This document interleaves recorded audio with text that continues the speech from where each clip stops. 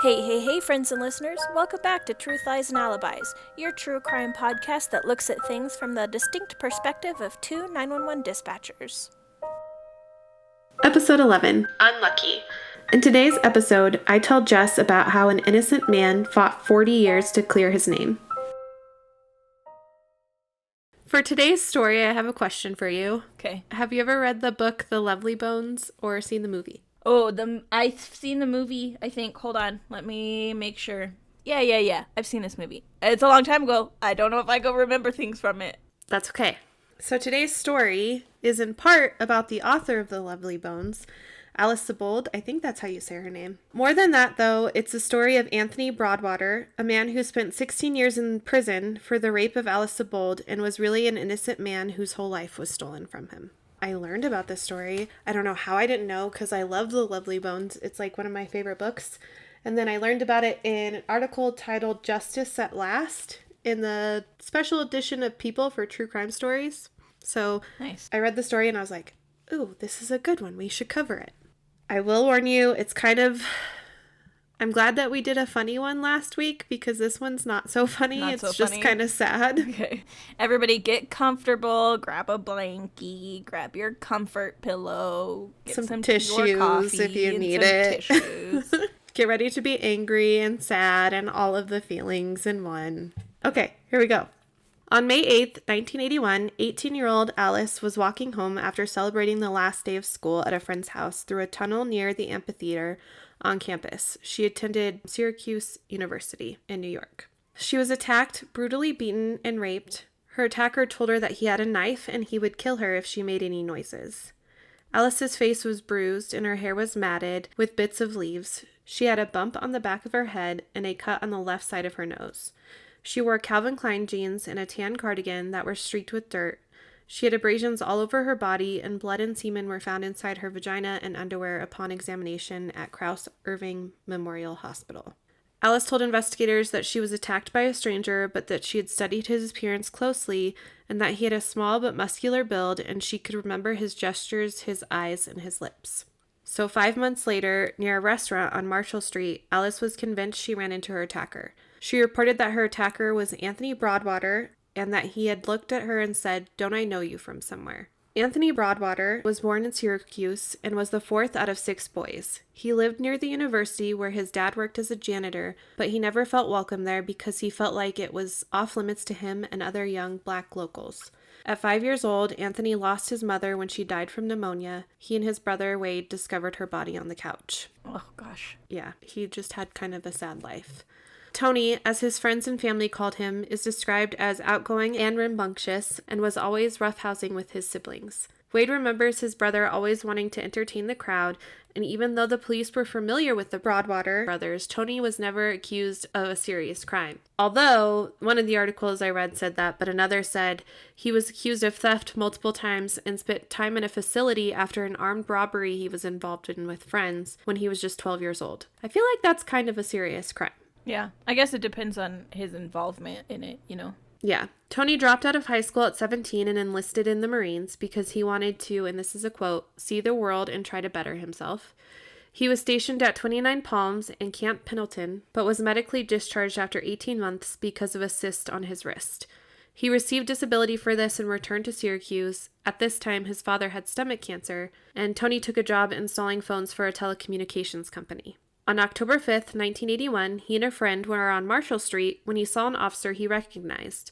He remembers asking the officer, "Don't I know you?" The two talked for a bit, unaware that Alice Sebold was passing by at the time and had confused him with her attacker. Days later, after Alice had said Tony was her attacker, he was arrested. But when police set up a lineup, Alice could not identify Tony as her attacker and actually indicated her attacker was the male subject standing next to him. She insisted later that the two men had looked identical to her. Tony, who was just 20 at the time, was still charged with rape and sodomy, even though Alice could not identify him in the lineup. The county where Syracuse is located didn't have a public defender's office at the time, so his case was assigned to Stephen Paquette, I probably am saying that wrong, a defense attorney who was only 2 years into his career but had represented dozens of clients. He often felt that his black clients were treated unfairly and the jury couldn't accurately represent their peers in a mostly white community. So he was worried because there wasn't enough people in the black community to represent them at trial. So when you talk about your peers, especially back then, it probably wasn't fair to have an all-white jury, right? Yeah, especially if they don't understand circumstances and know it. Like, what do you call a peer if somebody can't relate to you, you know? Exactly. So Stephen, his attorney, says Tony was empathetic throughout that they had the wrong guy, and he had faith that justice would be done for him, and those are quotes. He advised Tony to opt for a bench trial because of the jury issues, and he thought Judge Walter T. Gorman was considered to be a thoughtful and competent judge. And this is a quote from his attorney. He said, "Throughout trial, I believe that Judge Gorman would be sensitive to Alice and her situation, but that he'd have to conclude that her case was legally insufficient. As much as his heart would go out to her, I thought he would do the right thing." The prosecutor on the case was William Mastine. He said that based on everything that they had, Tony had to be the guy. Side note, William would be disbarred a decade later when he pled guilty to defrauding a client. So he didn't really have the best ethics, it sounds like. Yeah. The trial began May 17th, 1982, and lasted only 2 days. DNA was not available at this time, but a forensic chemist would testify that the pubic hair found in Alice's exam was consistent with that of a black male and consistent with the hair Broadwater had supplied. A side note here. That's nothing. Yeah. Hair comparison has since been discredited. According to the National Association of Criminal Defense Lawyers, and this is a quote, "To date, more than 300 people have been proven innocent through DNA testing, which in most cases did not exist or was not available at the time of their convictions. In almost 1/4 of the DNA exonerations, the prosecution used hair microscopy evidence to link the defendant to the crime. Advances in science, specifically the advent of mitochondrial DNA testing, which is DNA testing on hair without a root, revealed that examiners reported false hair matches in those specific cases. Following a trio of DNA exonerations in Washington, D.C. from 2009 to 2012, all 3 defendants were convicted on FBI microscopic hair comparison evidence, which turned out to be wrong. The FBI commenced an internal review of microscopic hair analysis cases to determine the extent of which flawed evidence may have tainted convictions. The FBI estimates that approximately 21,000 cases involving microscopic hair analysis will be re-examined." So, Alice testified at the trial, and when asked if there was any doubt in her mind that the subject she saw on Marshall Street, indicating Tony, was the person who attacked her, she said, "None whatsoever." And that's a quote. We've mentioned this before, but the Innocence Project did research that found, and these are all quotes, over 230 people serving an average of 12 years in prison have been exonerated through DNA testing in the U.S., and 75% of those wrongful convictions involved eyewitness misidentification. And 38% of misidentification cases, multiple eyewitnesses misidentified the same innocent person. Over 250 witness misidentified innocent suspects. 53% of misidentification cases where race is known involved cross-racial misidentifications. And that's what happened in this case. And we've talked about that before, that like our memories aren't enough anyway. Like our memory is not substantial enough to be able to say anything confidently. And especially if you take somebody who's in a traumatic situation, you can't be 100% confident. I'm not 100% confident of my own memories. You know what I mean? Like I understand that memories are subjective. It's not a recording device. Like I'm not watching a camera of what happened. I'm remembering what happened, and my thoughts and feelings about what happened are going to influence that. And I'm sure she kind of was looking for her attacker everywhere, right? Yeah. You know, which I understand completely. I don't know how you wouldn't if that happened to you. In 50% of the misidentification cases, eyewitness testimony was the central evidence used against the defendant. In 36% of misidentification cases, the real perpetrator was identified through DNA evidence. And in at least 48% of misidentification cases where this perpetrator was identified through DNA testing, that perpetrator went on to commit and was convicted of additional violent crimes, rape, murder, attempted murder, etc., after an innocent person was serving time in prison for the previous crime. The defense only called one witness, and that was Tony himself. And after he testified and closing statements were done, the judge announced immediately that he was ready to rule and found Tony guilty. Wow. Tony was sentenced to 8.3 to 25 years in prison. It's mind-blowing, right? Yeah, thank goodness for the advancements that we have had in technology and what we're able to determine and things like that. And hopefully it only gets better and more precise and, quicker and easier in the future as technology continues to grow. Because yeah, just think like about we said, how many right? people... Like before, people's words and like what they saw was evident. Like that's what happened because that witness saw it and that witness saw that person. But now we can prove that that's not what happened and that this person wasn't involved. And it's terrible that there are so many people, so many innocent people serving time for crimes that they didn't commit. Yeah. And sometimes there's nothing that they can use to prove that they aren't guilty.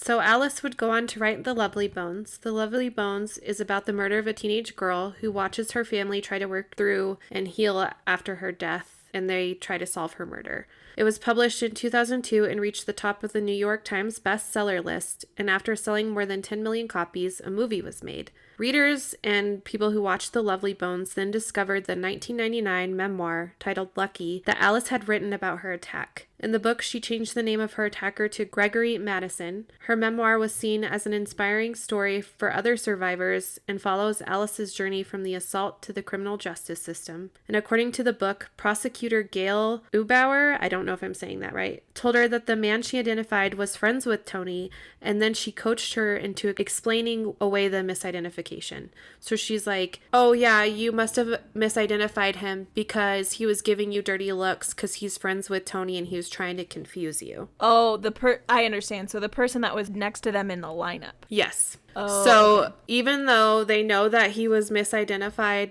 that she was like, oh, it was number 5, not number 4, right. And Tony was number 4. She goes, oh, you must have confused him because of the dirty looks he was giving you, and he was trying to trick you because him and Tony are friends. And I'm like, that's not legal.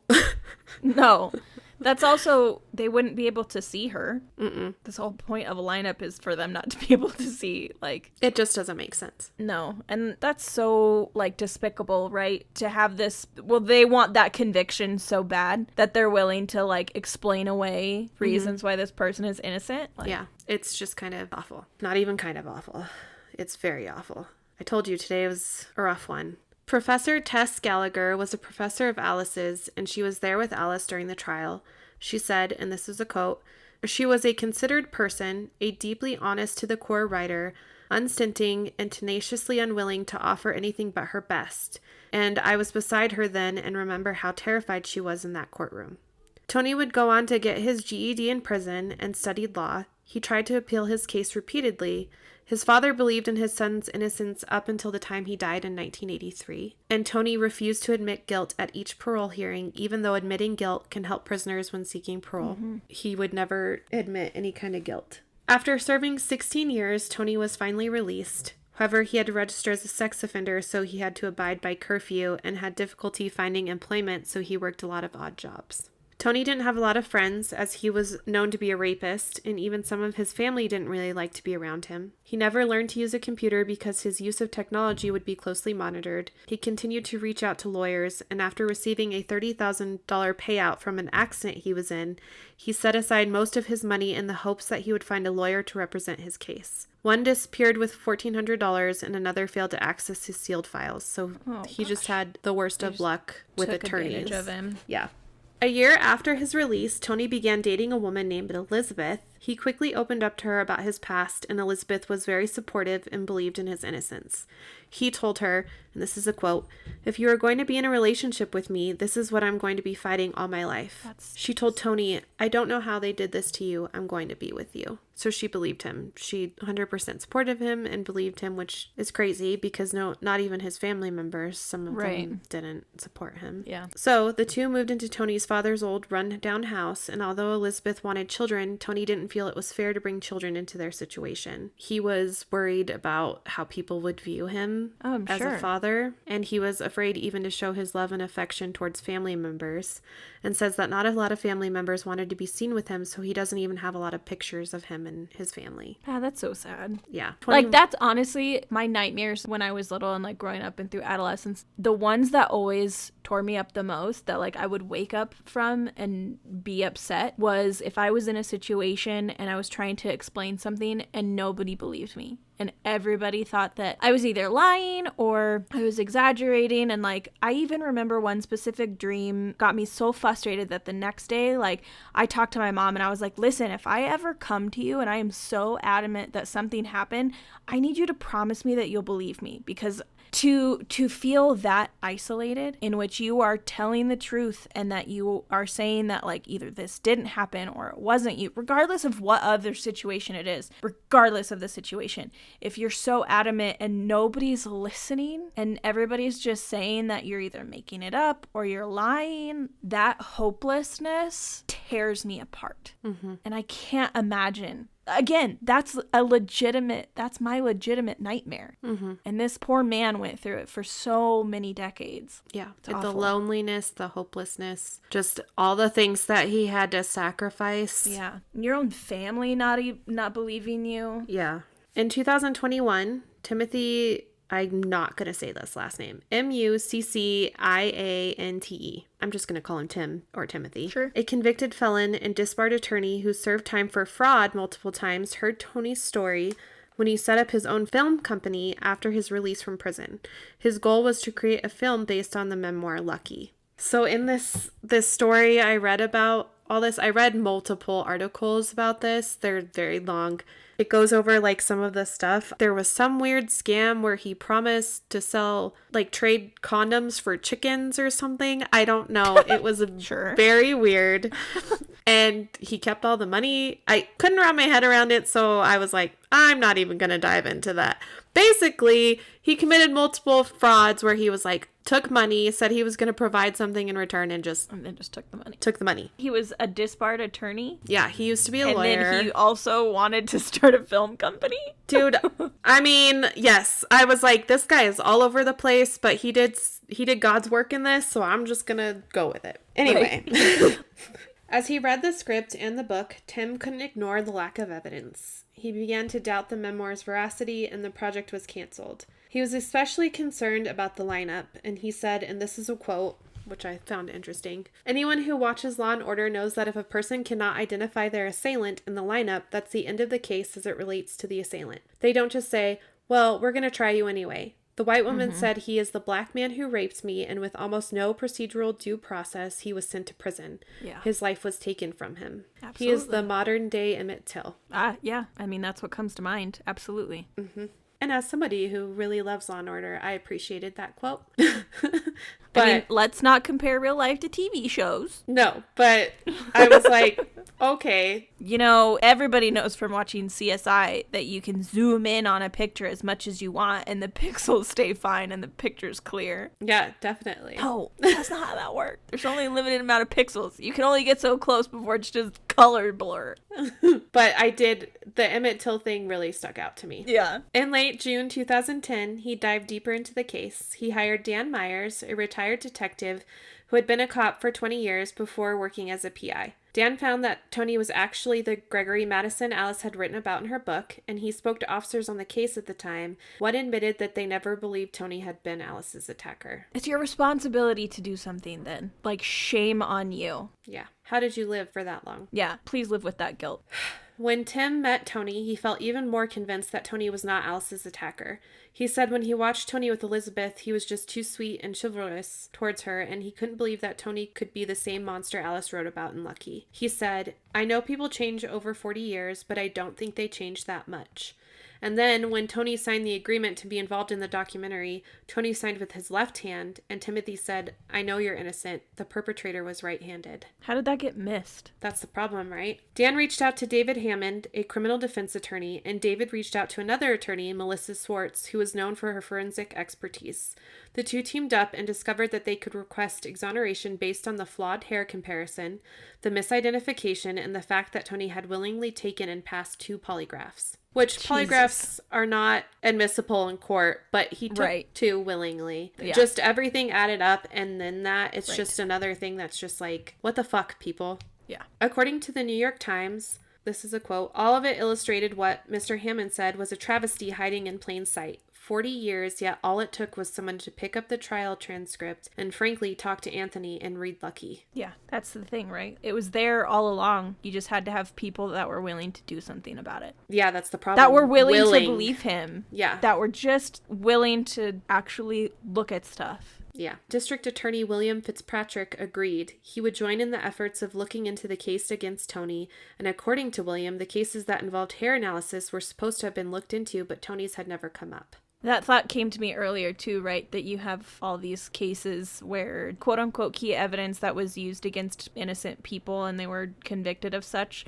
Like you said, like 48%, like these numbers are astronomical of the amount of people that are put away on evidence that's no longer admissible and that's been dismissed and that's been ruled out because it's not accurate. Mm-hmm. Not all of those cases are going to get looked at again. Nope. And think about all the people who were put to death on evidence like that. Yeah. Or like passed away in jail while they were serving time, or like regardless of situations that their cases are never going to get looked at again and it's too late. Yep. And their whole life was ruined. Yeah. This is a deep one. It's like sad. There are many levels of injustice in this. Mm-hmm. On November 22nd, 2021, 40 years after his conviction, Tony waited for the 5th time to see if a judge would overturn his 1982 conviction. When the judge granted his request, Tony began sobbing so loudly he almost drowned out the rest of the judge's statement.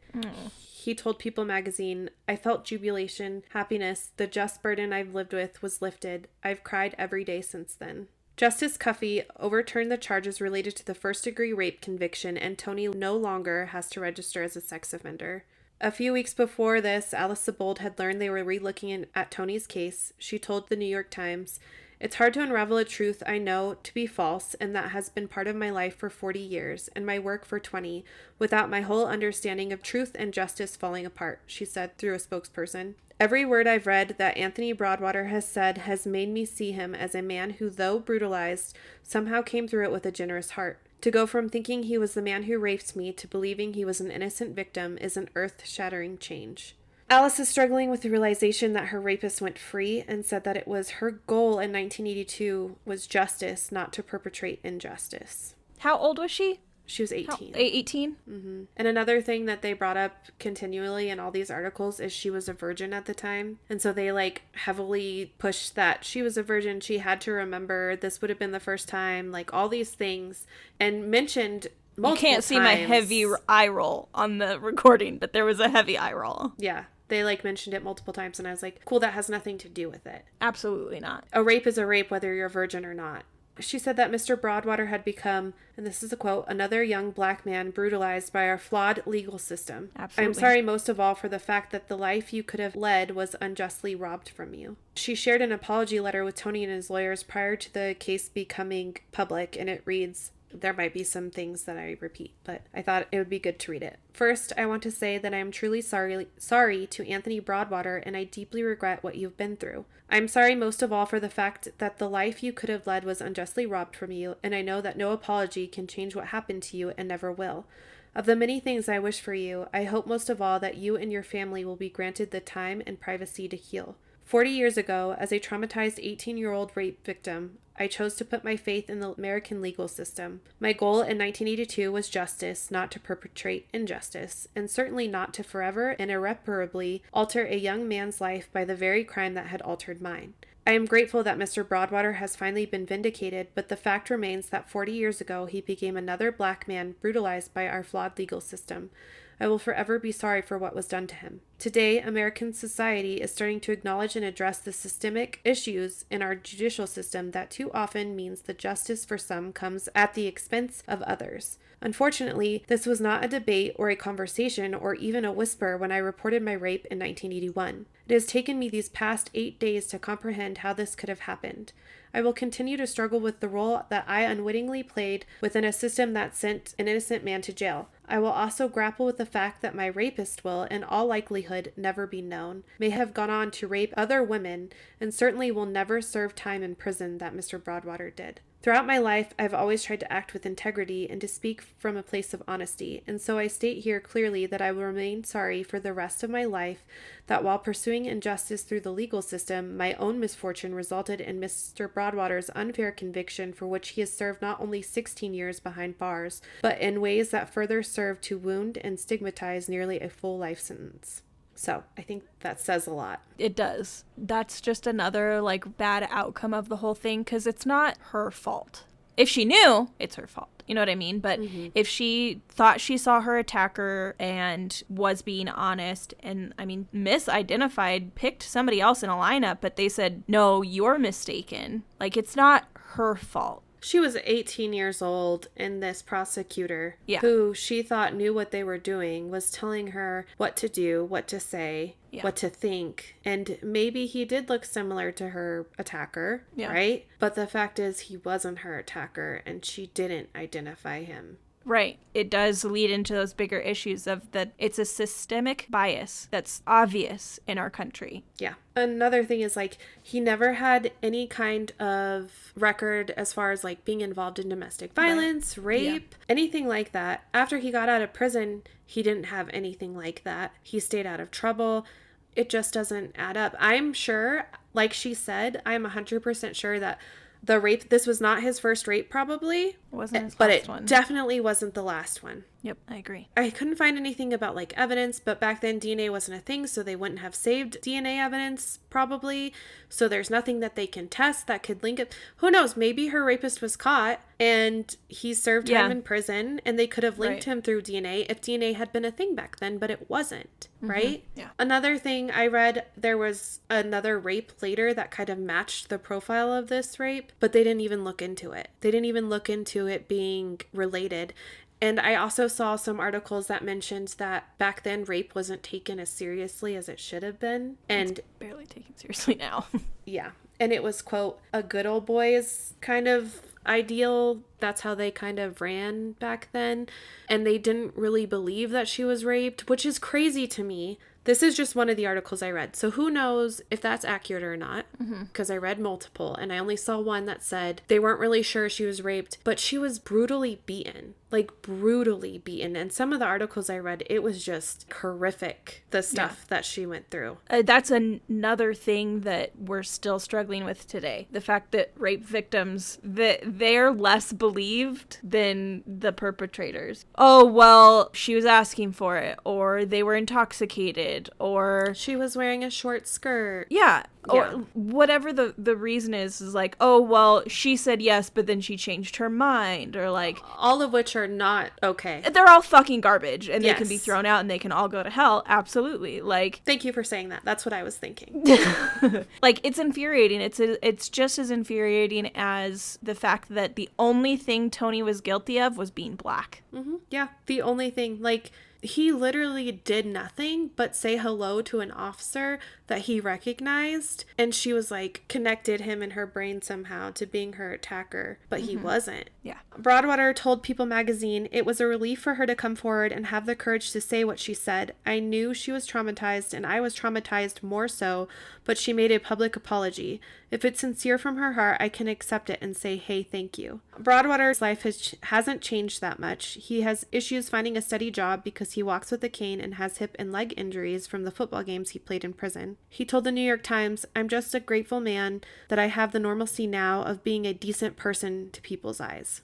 Tony sued New York for $50 million, and as of February of 2023, he settled with the state of New York and will be paid $5.5 million, which is a lot less than what he should have gotten, in my opinion. Yeah. If not for Alice's fame and the publication of Lucky, Tony Broadway would still be fighting to prove his innocence and may never have been given the chance to have the charges overturned. Like, that's all it took was one person willing to get that ball rolling for him.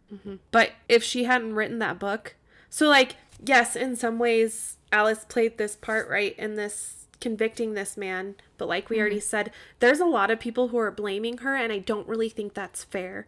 Because, like, look at the Stephen Avery case, too. We talked about it on the podcast before, where they pushed that it was him who raped her, and how devastating it was to find out that he was actually not her rapist, right? Right. It must be devastating for her to think I Oh, took yeah. away all these years of this man's life. I thought I had done the right thing. And to think about how she was pushed into saying the things that she said that led to him being in prison for so long, that's hard. Then she wrote this book about this man. I mean, luckily she changed his name, so at least there's that.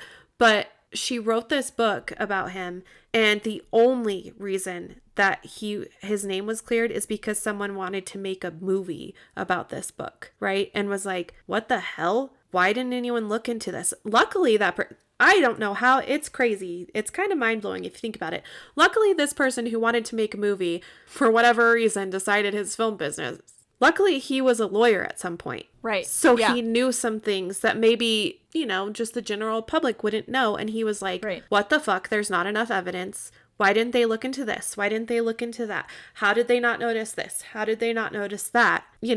Basically, that movie that he wanted to make, he canceled. And now he's making a film about Tony. And it's called Unlucky. So whenever that, I didn't see a release date or anything for that, but whenever that comes out, I'll let you know. I'll probably watch it because, I watch every single thing true crime related. But they stopped publishing the book, and they're trying to figure out a way that they can revise it so that it will show the accurate story and add on that he was falsely convicted. Yeah. Title says, in the tunnel where I was raped, a girl had been murdered and dismembered. I was told this story by the police. In comparison, they said I was lucky. So they stopped publishing it because after I read this, I went to look to see if I could buy the book, and on Amazon it's like $30. It was like resale, I'm sure. Yeah, because they're not publishing it anymore. Yeah. They've decided that they need to figure out how to accurately tell the story, right? Which is good. I think that's great. But yeah, it's kind of sad too because they set up GoFundMe accounts for him. Some people did. And one of the people who supported the GoFundMe account wrote, I bought her book. I feel like I should support you. Because of all the copies she must have sold of this book after The Lovely Bones. Oh, she made all this money. But I mean, she told her story, right? She told her truth. She was telling her truth. Yeah. Right. And for her, that must have been a healing process. That's hard to face. And it was brave of her to share her side of the story, right? I agree. Because it could help other victims. Yeah. But it's also sad that this poor man... That on the other side of it, there was just another victim. Yeah. And now they will never know who actually raped her, which is kind of terrifying, I feel like, in a way. I mean, I'm sure it's been lots of years. I'm sure she's done lots of healing, obviously, probably done lots of counseling and stuff. But for me, it's scary. The unknown is scary, I think. Right. I think we've talked about this before, where it's, if you don't know who the bad guy is, that's the terrifying part of it. Yeah. It makes it scarier for you. So I'm glad for him. I'm sad because him and his wife could have had children. They could have had a better life. There are lots of things that could have happened differently that didn't. Yeah. But who knows if he would have met her if he hadn't served time in prison. There are lots of things. What is it? The butterfly effect, where one thing happens, changes everything. Yeah. It's a shame that it took 40 years for someone to actually take him seriously. Thank goodness somebody finally did. Yeah, thank goodness the guy who wanted to sell condoms for chickens or whatever the fuck he was doing was like, we should do something about this. And you only hope that there are other people out there willing to take those chances too. For those people out there who are attorneys or are connected to the justice system and see these injustices, all it takes is one action, one person to get it to the right people, right? Yeah. So this guy reached out to other people and was able to get the resources they needed to prove this man's innocence. Mm-hmm.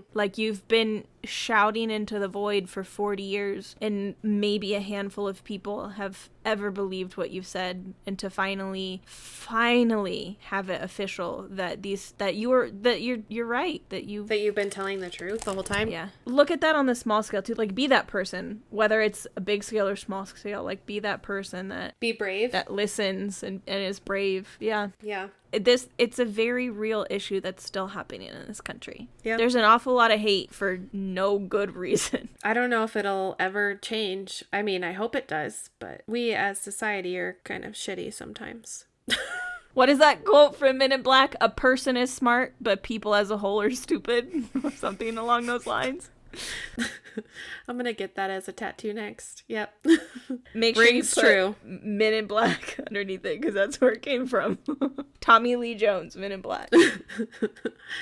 Yeah, it's just a very sad story. And who knows how many people have gone through this that aren't heard. That's the heartbreaking part about it. The whole story is heartbreaking. Yeah, I'm thankful that there are programs out there like the Innocence Project and things like that, and it only breaks the surface on a very real issue of racism still within this country. Mm-hmm. And it's weird to think about all of the stuff that they used to use as evidence that has been proven false. Like, Yeah. remember we talked about in the staircase, the owl murder. owl one. Michael Peterson.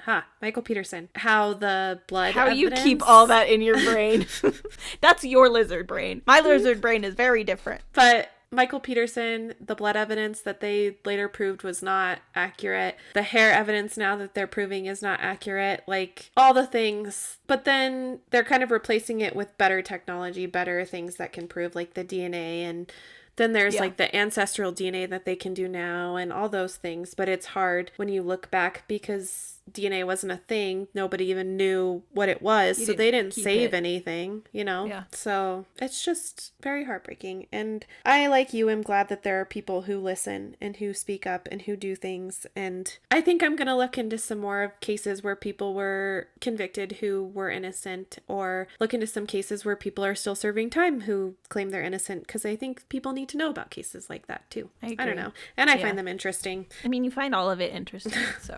We'll mix it in with the funny ones, okay? Because this is deep shit. It's heavy. Yeah. And today, after writing up everything that I had learned, I was like, oh, I feel like taking a nap now. Right. And I only read about it. So Yeah.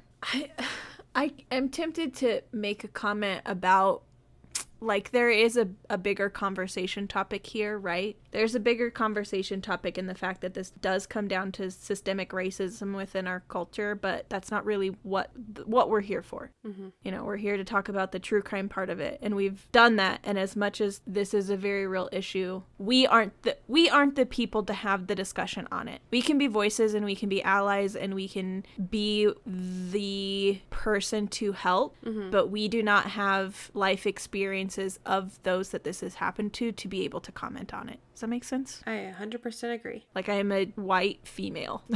Yeah. And for most of my life, aside from dealing with the issues that women deal with, you know what I mean? Like, I understand that I am privileged as white, if, like, I understand that. And I do what I can to stand up for the things, but I am not in the place to be able to comment on things that I have not experienced. Yes, I get what you're saying. That's not even another episode. That's a whole nother podcast in which there are better people to listen to about it than us. Yes. But his story is worth telling in the true crime aspect too. So yeah, I'm not saying that. I'm just trying to say I agree with you, but that's all that we wanted to do. Yeah, the true crime aspect of it. And we can also talk about that. Talk about how people are convicted of crimes who are completely innocent all the time. All the time. And that's another podcast probably that other people have too that you could listen to.